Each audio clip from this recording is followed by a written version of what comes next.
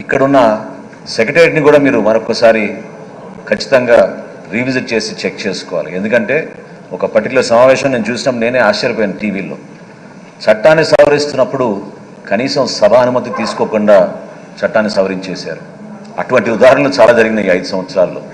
దయచేసి మీరు వీటన్నింటి కూడా గమనించి మీరు కొత్త నాయకత్వాన్ని ఎంకరేజ్ చేయండి, కొత్త సభ్యులకు ఎక్కువ అవకాశం ఇవ్వండి. డిబేట్స్లో పాల్గొనే మా సభ్యులందరికీ కూడా ఎక్కువ సమయం కేటాయించి పార్టీలకు అతీతంగా మిమ్మల్ని ఏకగ్రీవంగా ఎన్నుకున్నాం. పవన్ కళ్యాణ్ గారు ప్రతిపాదించారు. భారతీయ జనతా పార్టీ, తెలుగుదేశం పార్టీ నాయకులు అందరూ కూడా మనస్ఫూర్తిగా మిమ్మల్ని మీకున్న అనుభవాన్ని, మీరు రాబోయే రోజుల్లో చూపించే నాయకత్వాన్ని పైన నమ్మకంతో మిమ్మల్ని సభాపతి స్థానంలో కూర్చోబెట్టినందుకు నేను కూడా ఎంతో గర్వపడుతున్నాను. మనస్ఫూర్తిగా విష్ యూ ఆల్ సక్సెస్. మేము మీతో కలిసి ఉంటాం.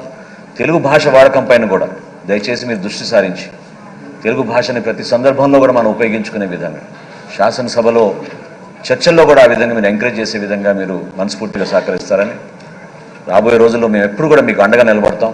అన్ని విధాలుగా మన సభ గౌరవాన్ని పెంచే విధంగా మీకు సహకరిస్తామని మరొకసారి ఈ సందర్భంగా తెలుపుకుంటూ సెలవు తీసుకుంటాం. పెద్దలు కామినేని శ్రీనివాసరావు గారు. అధ్యక్ష, ముందు మీకు శుభాకాంక్షలు తెలియజేస్తున్నాను, అభినందనలు. మీ గురించి ఇక్కడ తెలవని వాళ్ళు ఎవరూ లేరు, అందరికీ తెలుసు. నాకు కూడా దాదాపు 42 ఏళ్ల నుంచి అతీతంగా, రాజకీయాలకి అన్నిటికీ అతీతంగా మనం స్నేహంగా ఉన్నాం. కొన్ని విషయాలు వాళ్ళు చెప్పారు, మీరు ఎలా మాట్లాడతారు, కానీ మీ స్నేహభావం, మీరు నమ్మిన సిద్ధాంతానికి కట్టుబడి ఉంటాం, అలాగే నిష్కర్షగా నిర్మోహంగా మాట్లాడతాం, మోస్ట్ డిపెండబుల్ పర్సన్గా మీరు